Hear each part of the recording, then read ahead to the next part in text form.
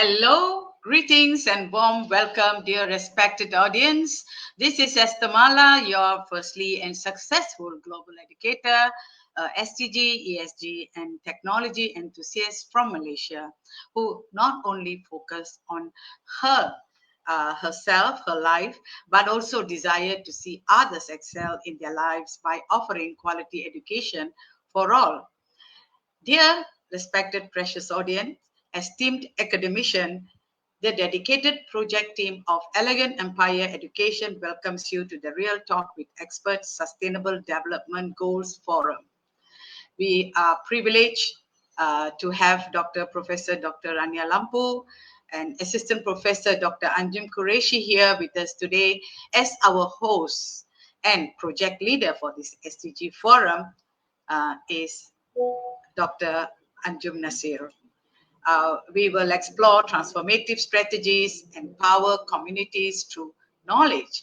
Together, let us engage in insightful discussion that inspires action and foster collaboration for a sustainable future with our honorable, respected panelists, Director Randy Lanozo. And Dr. Anjum will give brief introduction about him. Welcome, Dr. Randy. Thank you for joining us in this vital conversation. Hope you had a great day today. Welcome. Welcome, sir. Can you hear me? Yes, Professor. Professor. Great, great, great. So thank you Yes, so very nice. much. Great Yeah, evening to all yes. of you. Yes, very good evening. Thank you for coming. I know you are a very busy person, yet you were so anxious to come. And that made me prepare your poster very much earlier compared to others. Okay, Dr. Anjum, please take over. Thank you very much, and greetings to everyone. Can we have the slides, please? So, I Yes. am Dr. Anjum Qureshi, the project leader for this SDG forum, and I welcome you all for continuing this journey of sustainable development goals. Um, I would like to welcome the CEO and the project director, Professor Dr. S. Sharmala, and team leader and team advisor, Professor Dr. Rania Lempo. And today we'll be discussing on a very interesting topic, that is green tourism, which is actually one of the constituents of affordable and green energy, that is SDG 7. And to have a discussion over it, we have our esteemed panelists, Dr. Randy Lenazo from Philippines. He is the corporate director for academics in Jyoti Legan International School, Philippines. I welcome you, sir. And I hope we'll be having a very good discussion because you are somewhere from the department which deals with hospitality, which deals with tourism, and today we'll be talking about green tourism. So yes, when we see this word tourism, it actually it means a lot to us. And it seems to be very interesting, in fact. So tourism is important, even more important than most people realize, and the importance of tourism is demonstrated throughout the world. From the economic advantages that tourism brings to the host communities, to the enjoyment that tourism brings to the tourists themselves, there is no disputing the value of this industry. And the importance of the tourism can be seen from two perspectives, that is the tourism industry and the tourists.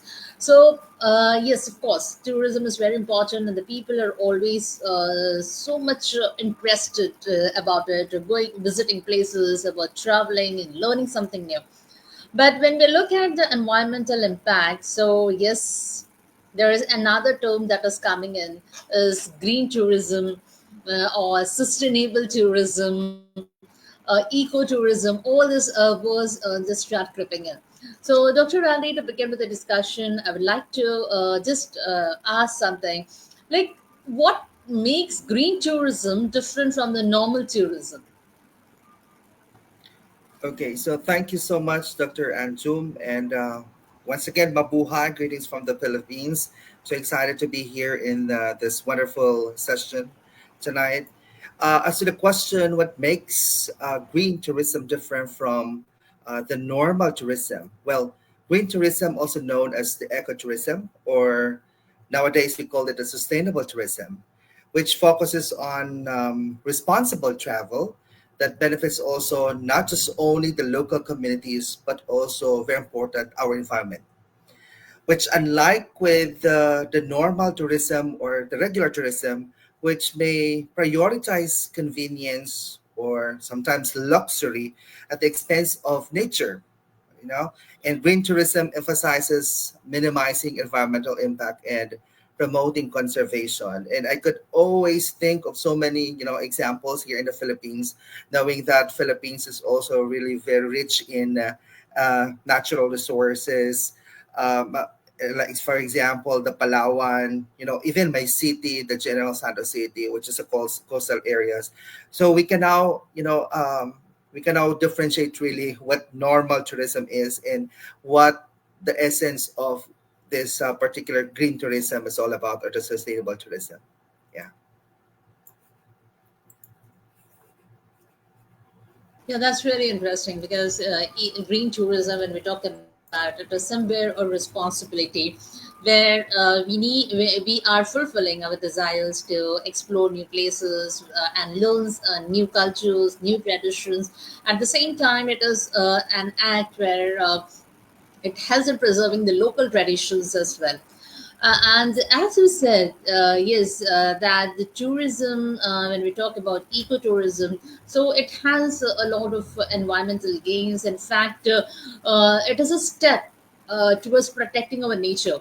Because sometimes the kind of practices the people follow during traveling, like just throwing waste somewhere and many other things that they do, but that is harming the nature. And so sometimes people think that tourism is what it kills this nature.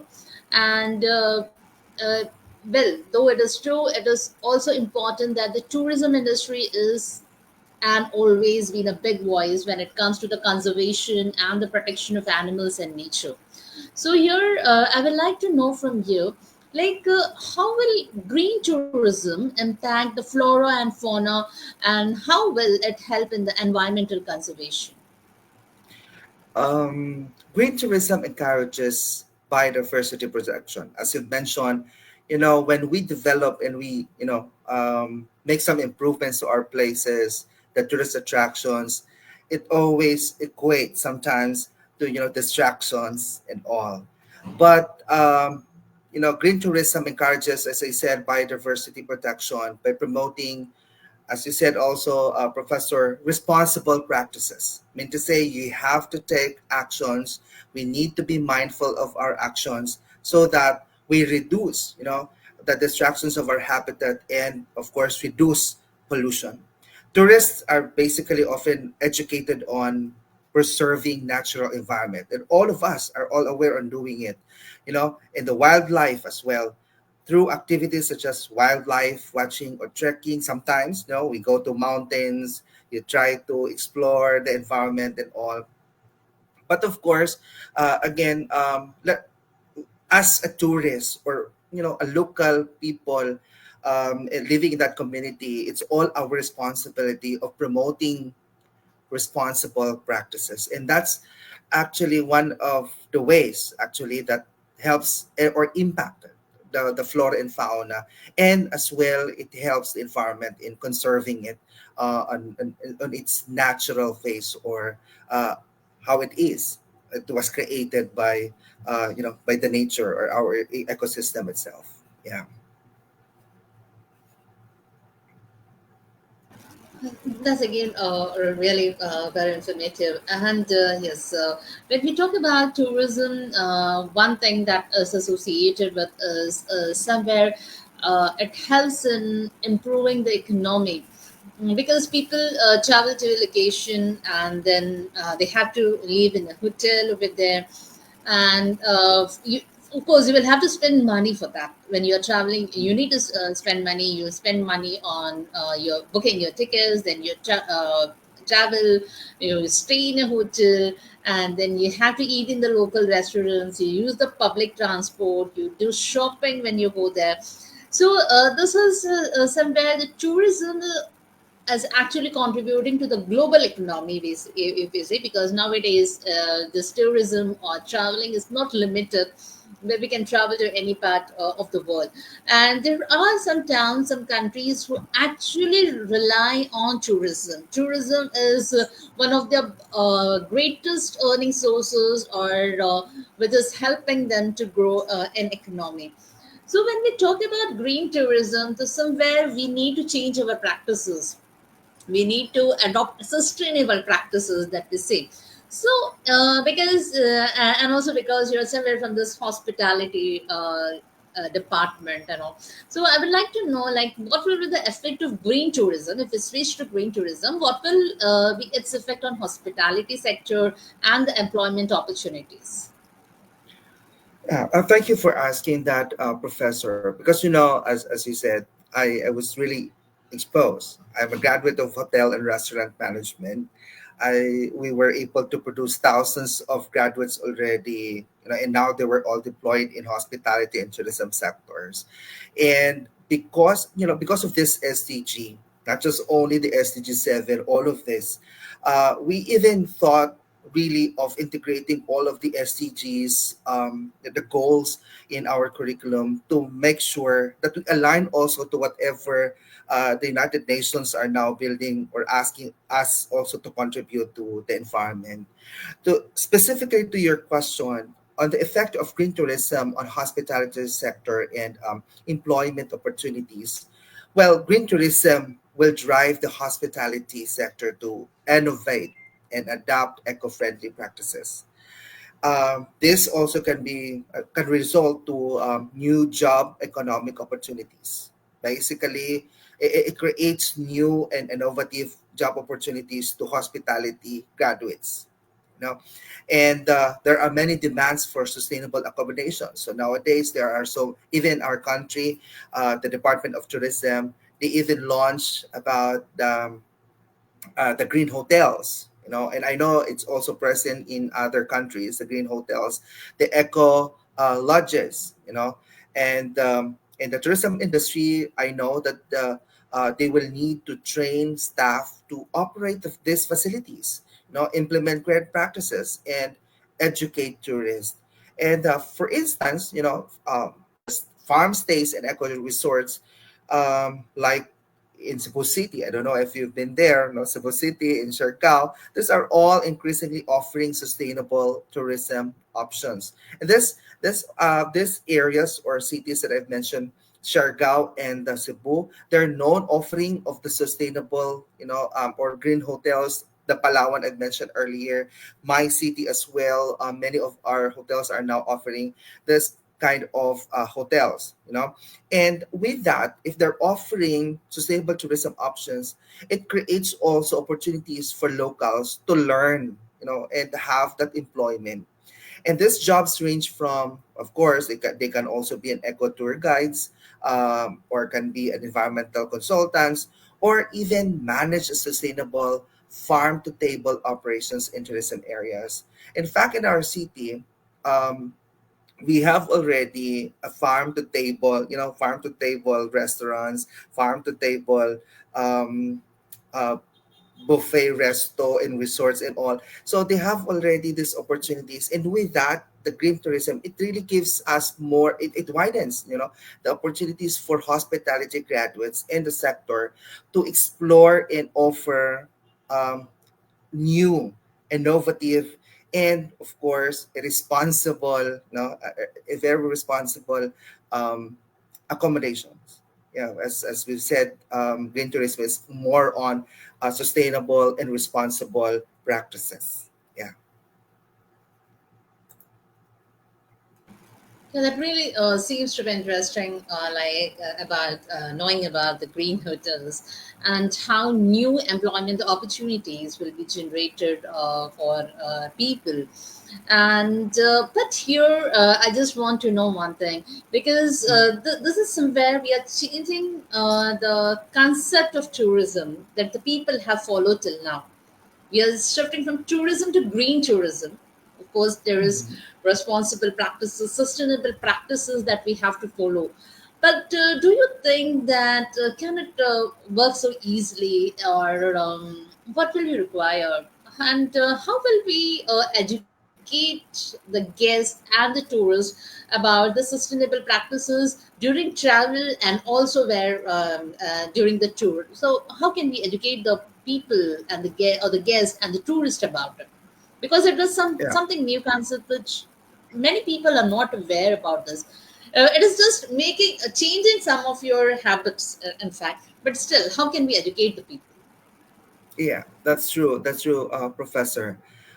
Very challenging on the part of the policymakers. That's the first one. Very challenging for policymakers. But we as educators, we can actually do simple or small steps on how we cope up with these challenges and how we cope up with these practices. This is a to action that every one of us, educators, local communities, or as citizens of our own countries, um, we need to be responsible and be mindful. But as an educator, what we can do is maybe we can actually we have so many methods, but what we can do is one is maybe you can do like information materials, sharing whatever available, helpful posters, brochures, or anything materials that we can share through social media to reach also other people, our friends across the globe, that these are the practices that you can do, or the local policies that in preserving and conserving the environment. And that's actually information. You can do work, but very challenging to do the workshop. But giving out information or spreading information through both brochures and posters can be done by any one of us, right? Second is maybe we can do, if given a chance, that we can also participate and have some of our tourists be part of our community, or like a visit our community. We can do an eco-friendly activities, just for example encouraging the tourists to participate in activities like the beach cleanups, or maybe we can invite them for to do the planting of trees, tree plantings, and maybe do some sustainable fishing practices, which I've shared earlier. Our country, our place, it's General Santos City and nearby municipalities were very rich in natural resources. And some of the tourist spots right now, they're doing these practices. Uh, Sometimes they even, ask the guests to do like the sustainable fishing practices. No, and we ask also some of our tourists to do the tree planting and mangrove planting, and so that helps the coastal areas. Yeah. And the third one is maybe we can do or make some reminders or like signages about the place. So actually that's also face to face, so give it a chance that we can immerse with the group of tourists, so we can do the signages and reminders that these are the things that we need to do when we visit this place or what. So that's our only three, but I know there are so many ways on how we can educate our guests and tourists. But as early as now, as an educator, we can already start with our students, so that the students can actually help also spread the information on how to be responsible tourists to wherever we go, to whatever place we visit. That's the very, very first thing that we can do as of the moment. And I guess that's more practical and I guess effective. Yeah. Yes, thank you. Actually, it's really very interesting when we talk being a responsible tourist wherever we go. And as you said, yes, there need to be some changes in the policies because till now the people never thought about it. But when we talk about educating the people about sustainable practices, yes, it has to be done because if we talk Mhm. about okay, we have to protect the environment, we have to work for climate change, to work for global warming. So tourism is again one thing where we need to concentrate, we need to educate the people about it. So yes, that is going to be challenging, and there has to be some changes into the policies, because when sustainable tourism comes in, it is somewhere with the tourism is mixed with the sustainable development goals when we are trying to achieve SDGs. Along with promoting tourism, so that not only like till now tourism was just thought about like as an activity which is boosting economy. So according along with this boosting economy and preserving the local culture, we have to think about tourism or sustainable or green tourism, which can help in developing the economy and at the same time preserving and conserving our environment as well. So that was really great. And yes, of course, we have Dr. Esther with us and Dr. Rania also with us. And of course, they would also like to discuss more about this. And now we open the forum again for both of them. Thank you so much, Yeah. Ranjum. Welcome, Dr. Randy. How much appreciate Professor. you. Yeah. Actually, it's very interesting discussion. Here in my country, in Greece, we have many eco-friendly destinations. Actually, we're making efforts in sustainable tourism by promoting organic farming. Of course, as mentioned, eco-friendly accommodation, also in energy saving initiatives. And also, we try to offer a variety of sustainable travel experiences, including hiking, we mentioned. And very popular in Greece, it's agrotourism. Agrotourism, so we try here to visit local farms, vineyards, olive groves. This is very interesting. There is also eco-friendly sailing and diving. And in general, we try to promote and to support local communities and cultures. For example, staying in locally owned accommodations in guest house. Why? Because this provides authentic experiences and direct benefits to local economies. We try to purchase handmade crafts, such as pottery or textiles, or to dine in traditional tavernas and uh, these restaurants, because they use locally sourced ingredients and promote farm to table, as we say, dining. And apart from this, we try to promote also cultural festivals in order to promote this sustainable tourism. So I want to ask you, what are the common obstacles and challenges that destinations face in implementing green tourism policies, and how we can overcome them? Of course, I know that there are eco-certification in Greece also. We have certification programs such as the Green Key and the Blue Flag, which help identify, the sustainable hotels and restaurants and beaches. So, what are the main obstacles you think that these eco-friendly destinations face? Okay. You know, as I mentioned earlier, Prof. By the way, it's nice to see you again, my dear friend. And very, as I said, very challenging. If we think about green tourism, sometimes we please the local community. Those environmentalists, they're very happy of doing it. But sometimes we have to, we cannot deny the fact that some of, capitalists, they really wanted to have this luxurious resorts, luxurious accommodations and all. And also, those capitalists sometimes they have also some issues with the funds, because if they will convert their facilities to become sustainable, or green hotels, they also need to consider some upgrades, especially like installation of solar panels and all. When we had our discussion, one of the forums I attended, which I was one also of the speakers last year, we discussed in the country, we discussed about the importance of SDGs in all, especially in terms of hotel operations. And we cited those challenges, and one of which is really the fund.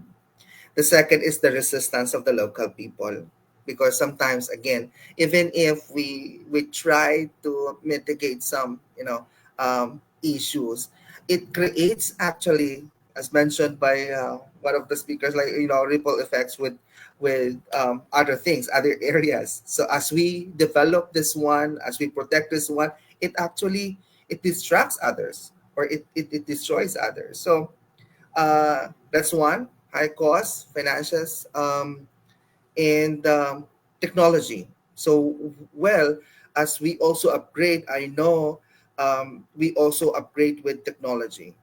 How this technology, of course, everyone would want also an easy life, you know, and we need also some durability. So if we just want to do a business with green tourism, sometimes they have to think of like after 10 years, after 15 years, can I get back my, do I get some return on my investment?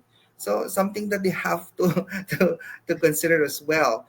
And of course, that's why here comes the last that the obstacle that we need also to address is the um, lack of the skilled workforce. Already the policy, I know the government can also implement or what, but the skilled workers um, on who we can deploy in those establishments. And that is why that's our role as educators to ensure that we provide quality trainings to this young minds and be part of this industry later on, focusing on sustainable practices and green tourism. Yeah. Yeah, Mm-hmm. obviously, those who spend money normally, right, when they spend, they'll see how fast they can get their returns. So, Correct.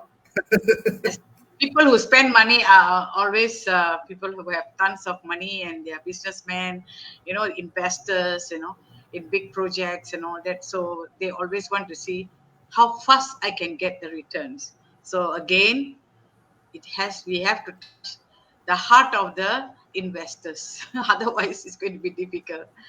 Yeah. So, Doctor, I have Yes. one thing to share. What actually caught my attention when we were sharing about. I can't remember now. My mind is too busy about the. We were sharing with Dr. Bing. I think Dr. Anjum and Dr. Rania can remember. She shared that in Philippines, when the couple is getting married, they will plant trees. I don't know if are you aware of that, Dr. Randy? You should be aware, right? But I don't know whether they're still practicing. She did that for her wedding, you know. So she said that, we used to do that, when we get married, the couple go in. How many trees they have to plant? They have to plant first, a small tree. And not really tree, is a plant. Mm-hmm. They have this initiative many, many years back. So she said, my tree is already grown after so many years. So this is a very good practice. How many trees they have to plant, Dr. Anjum, Dr. Rania, can you remember? No, I can't remember. At least, I think, of course, at least one each. Lah.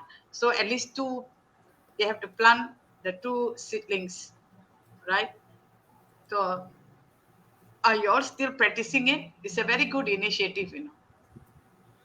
Uh, um, I cannot remember in our areas of doing it. Maybe some of other cities in the country are doing that, or other provinces are doing that. As part of the culture is not. I cannot remember that's part Ah, of our culture or any. But it's, I guess, I know that there was really a couple here in the country as known of actually planting. They've reached 5,000, I guess, because they oh, planted for a year they reached, I guess, they planted more than um 5,000 or 50,000. So mm. that's really You maybe can their ask your mom. legacy. Did Mm. you ever ask your mom? No, right? Today you heard this from me. Maybe you will Yes, ask your yes. mom. Your mom should know, I think. And you see in Philippines there's so many islands, right? Why don't Yes. they dedicate these few islands to plant trees? If they find it too difficult to plant in the city, Manila, and all that, with the traffic jam. But still, I think that's the place you got to plant trees. Yeah. Because of the Yeah. carbon emission and all that. So Yes. I think it's a very good initiative. I think Philippines, the people of Philippines should keep up this uh, practice. And the government Prof, should. yeah, in our school, I really require the students to have the tree planting activity. There's one tree planting activity where we send 100 students in a coastal area, mangrove Yeah. planting, because we're living in a Wow. coastal area. So we have Yeah. 100 students, and after how many months, every month they're required to visit that mangrove plant, because Oh, I nice. don't like only the idea of like tree planting. Planting, My planting and idea forget now about it. is, yes, yes, that's true. My mandate really to my students is tree growing activity. Yes. It's not tree Yeah. Just planting like now. nurturing your It's child, tree right? growing. So they Yeah. have to monitor if it grows really, and monitor every month until Yeah. they can It's let go. happy, right? It brings you happiness when you see things when what you plant is growing. I had a plant, Yes. we call it jasmine Thai, Thai jasmine, a small plant which I bought 15, 16 years ago, and it grew. It's a plant, it's not a tree, it's a plant, but because I Mhm. put in a big pot, it grew very big, and a few times I had to trim it, not trim it, really cut half because it's so tall.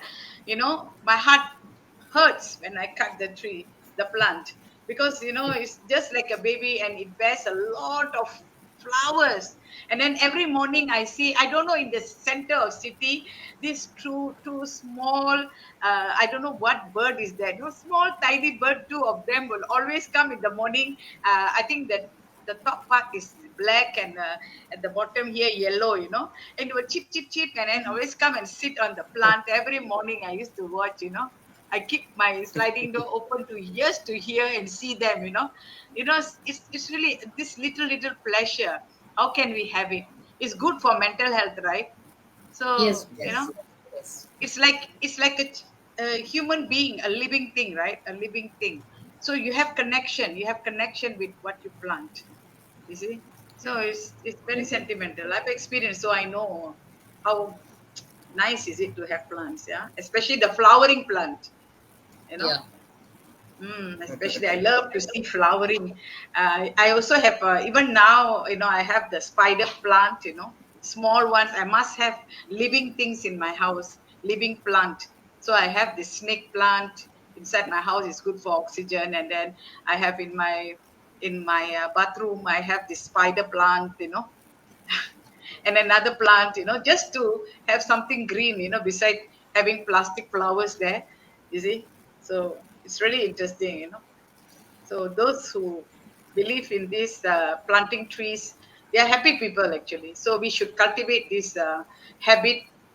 We must promote this habit to our young children, because they need it much. Yeah, because maybe we can track them, we can bring them back to this, and cause them to spend less time on their gadgets, you see. Maybe when they are studying on their computer or whatever, they are doing their work on tablets and all, we set a time for them to go and do gardening. Even you don't have a big garden, it doesn't matter. Teach them to put, do plant seedlings, inside the house, where you have sunlight. This can help them. So maybe, they can balance their time between studies and also doing all these activities, which is good for their eyes and mental health. Sure. Uh, Dr. Rania, she Yes, always got yes. a lot of questions. Dr. She's, Randy, you mentioned before about technology. We know that how the hospitality sector can actually use many digital tools now to encourage eco-friendly habits. These there are travel apps. There are these calculators, the carbon footprint calculators that can help travelers to calculate and track the carbon footprint. Hotels can use these smart lighting systems, the smart energy systems, the smart Mhm. thermostats. Already this is happening in Philippines. Do you have this integration of technology in the hospitality sector? There are virtual check-ins and all these new trends. Because you mentioned before about the technology. Yeah, yeah.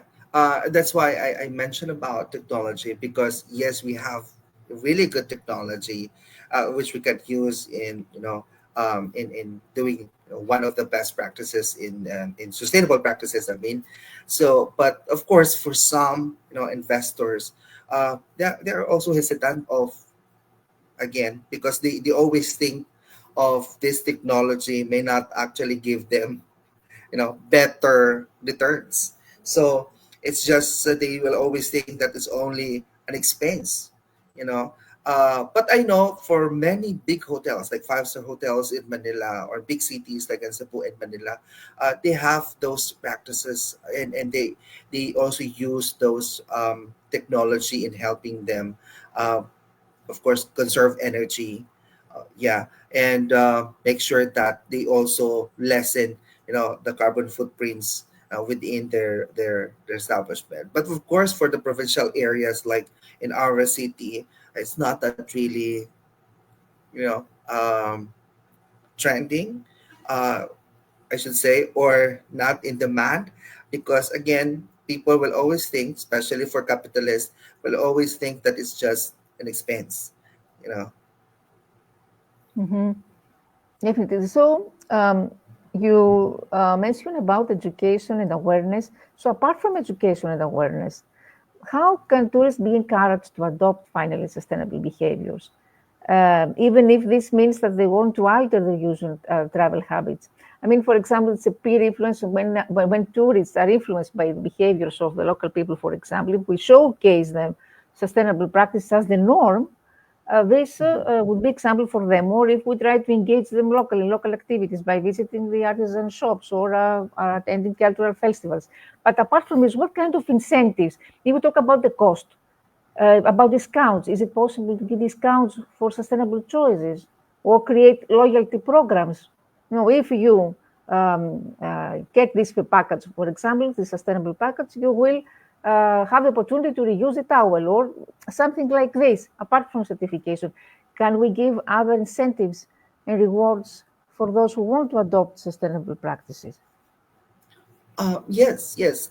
In the Philippines, we have this, from the government, since they're encouraging, a lot of establishments right now to go green hotels, to do some sustainable practices. In return, they will also be given, tax incentives.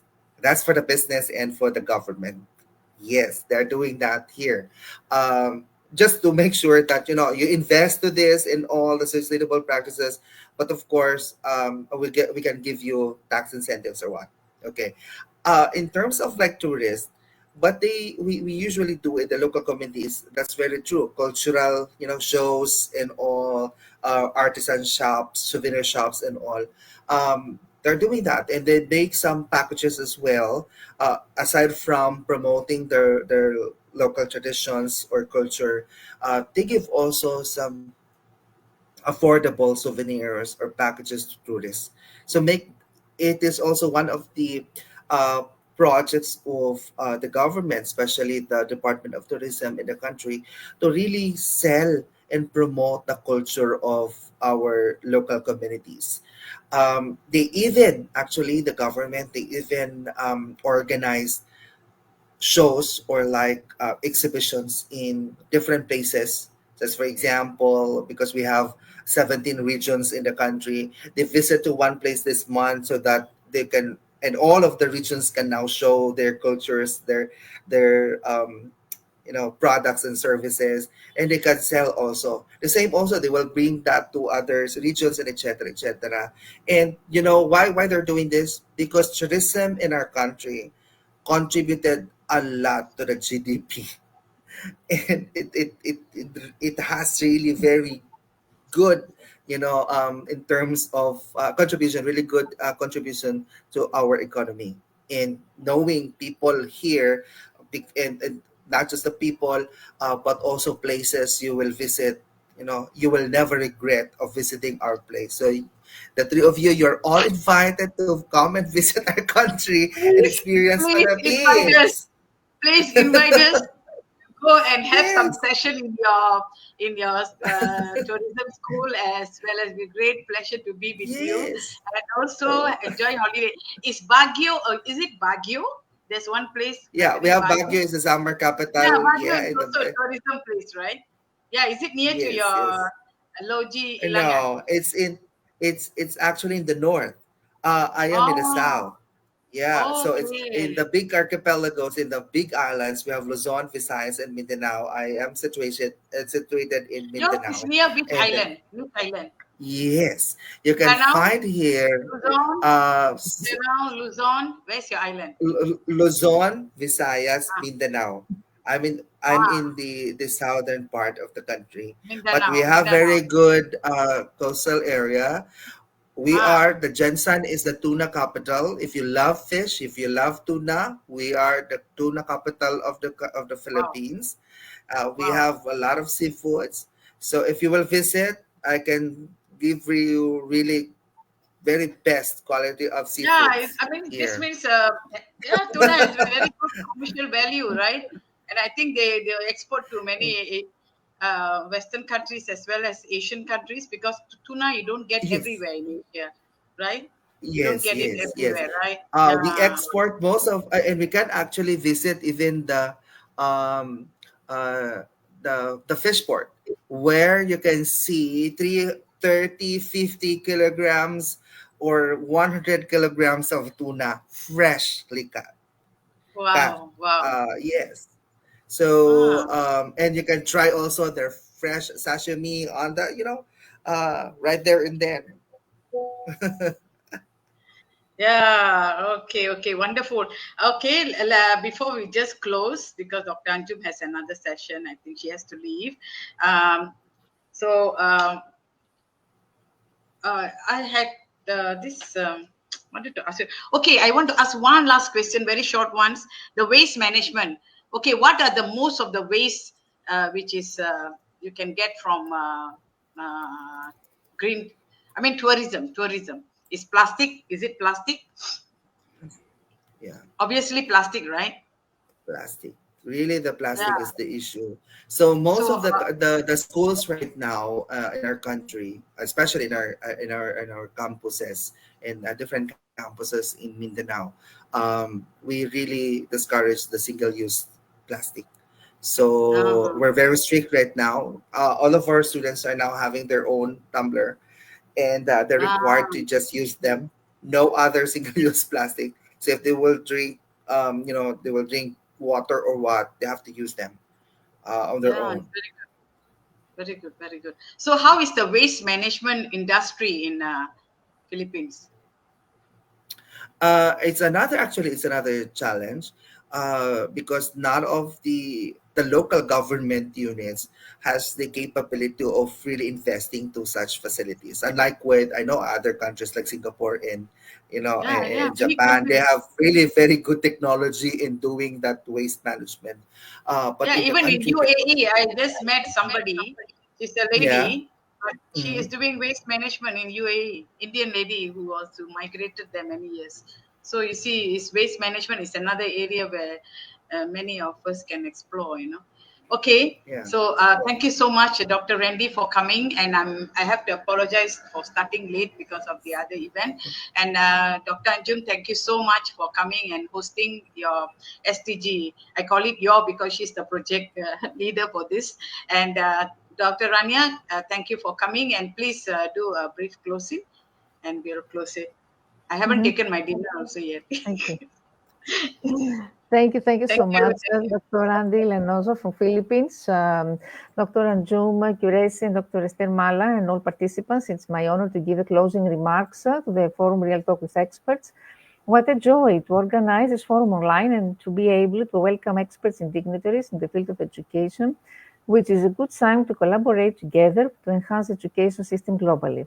I would strongly emphasize that the slogan Quality Education for All accomplished the mission and vision of elegant higher education.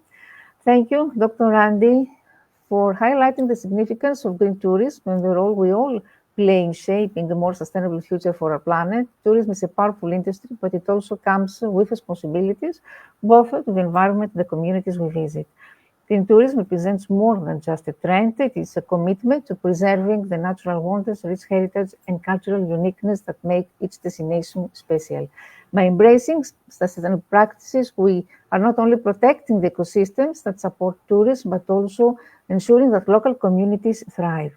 And green tourism promotes always mindful travel, that respects the environment, celebrates local cultures, and minimizes harms.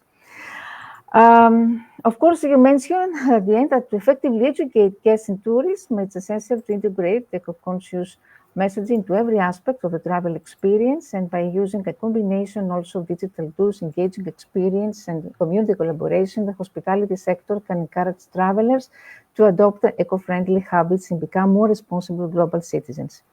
Before putting this forum to a close, let us give a big applause to Prof. Dr. Anju for hosting and moderating this forum. Thank you again, Dr. Randy, for your very informative, insightful presentation and the detailed insights you offered us. Heartfelt gratitude would address the brilliant audience who made it Yes. here with us today, and we will meet again next week with another topic on sustainable development goals. And let us give a big thank you to Ambassador Professor Esther Mala, Thank you. the Thank heart of you. elevated higher education, and see you soon. Yeah, thank you so much, Dr. Randy, for being with us today and sharing such an interesting topic and very insightful. And also, my dear project leaders, Dr. Anjum and Dr. Rania, for making this session interesting. You know, sometimes we don't have immediate audience, yeah, but there's a lot of people are watching, they are giving me feedback, they really like our forums. So for this we have to thank our panelists, the people we invite, and they are very supportive, otherwise this wouldn't be a complete success. Thank you so much. Bye bye, dear audience. See you again on I think Thursday we have masterclass, and Friday we have STEAM forum with Dr. Rania. Bye bye, see you all.